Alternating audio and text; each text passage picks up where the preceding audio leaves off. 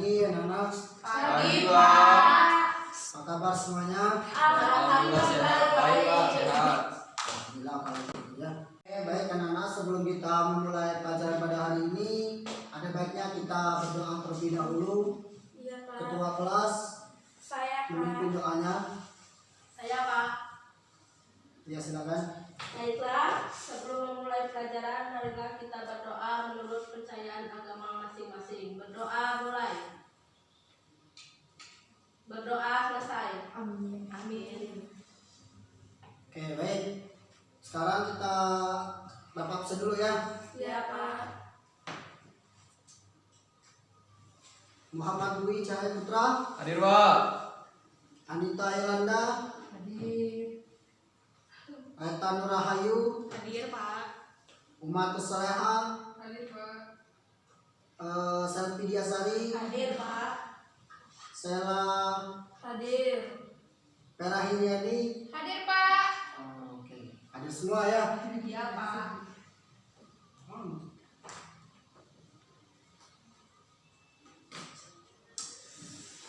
Oke, baik. Bapak ingin menyampaikan apa namanya mengenai materi kita pada hari ini. Karya sastra yang ceritanya itu berisikan tentang undang-undang, histori, biografis, atau tentang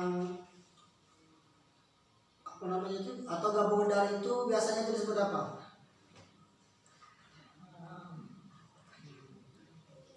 Enggak tahu, Pak. Ada yang tahu?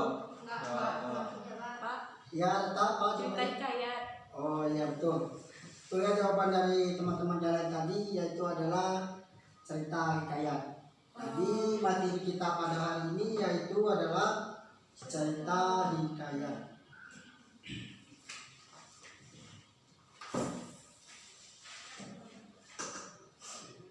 Halo.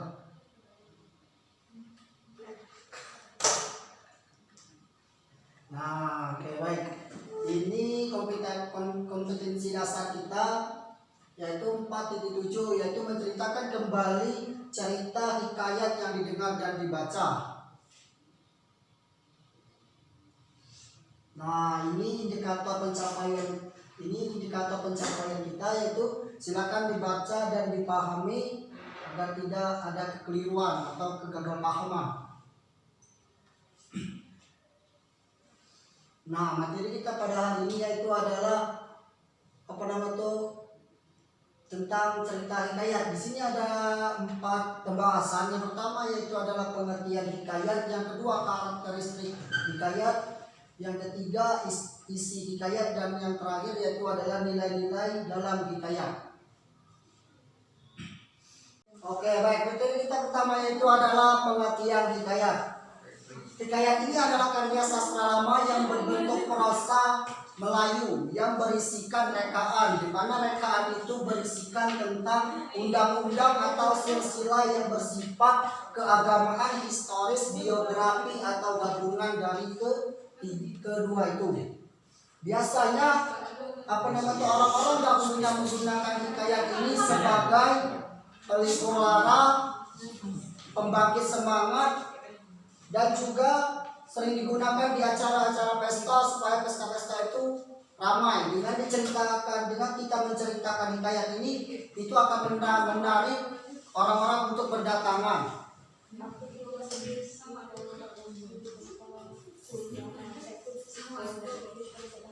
Nah, selanjutnya itu adalah pengertian hikayat menurut Sajiman.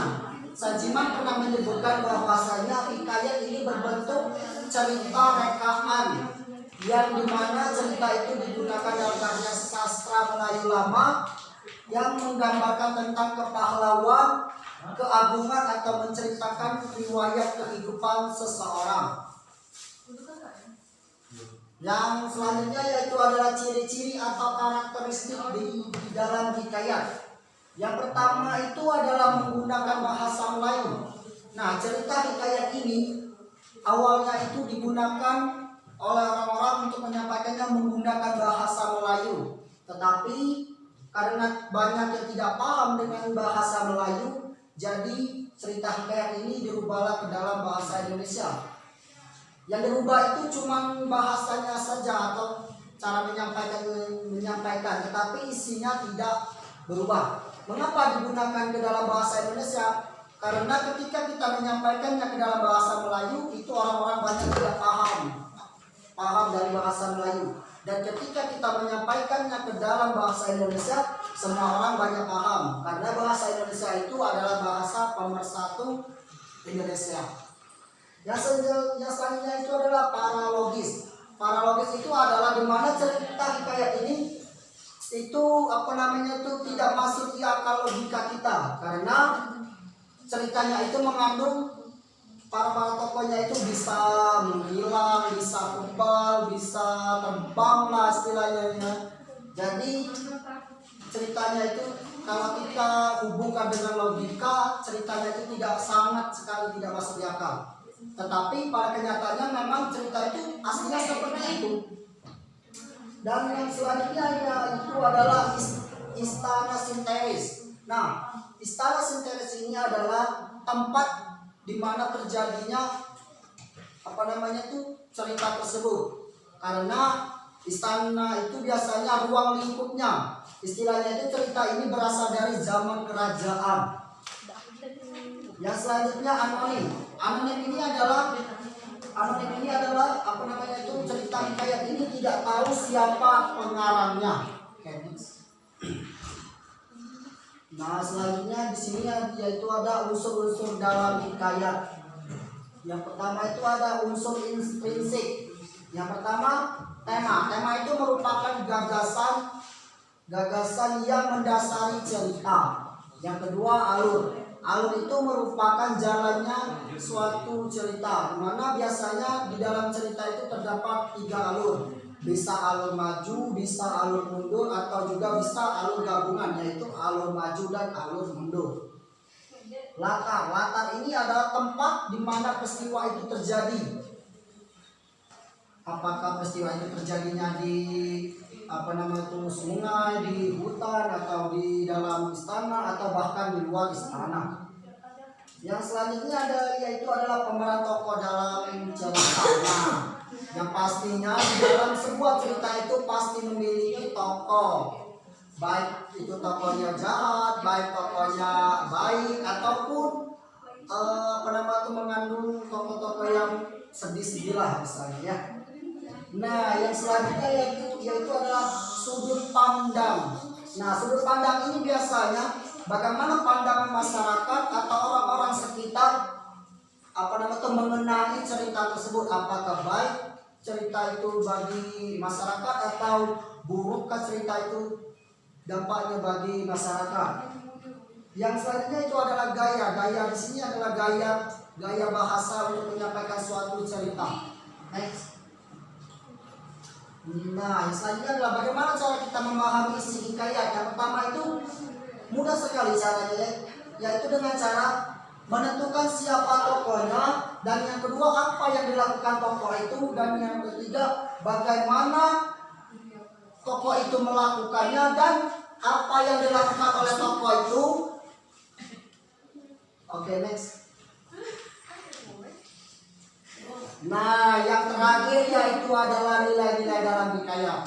Yang pertama itu ada nilai moral. Di mana nilai moral ini adalah nilai yang berhubungan baik buruknya cerita tersebut atau baik buruknya cerita hikayat itu ke dalam pandangan masyarakat. Yang kedua, nilai sosial.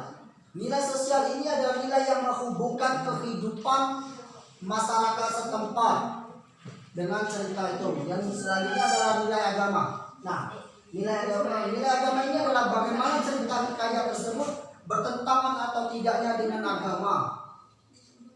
Tapi menurut saya justru sangat bertentangan ya, karena cerita-cerita ini kebal bisa menghilang, para tokohnya itu bisa melayang lah ya.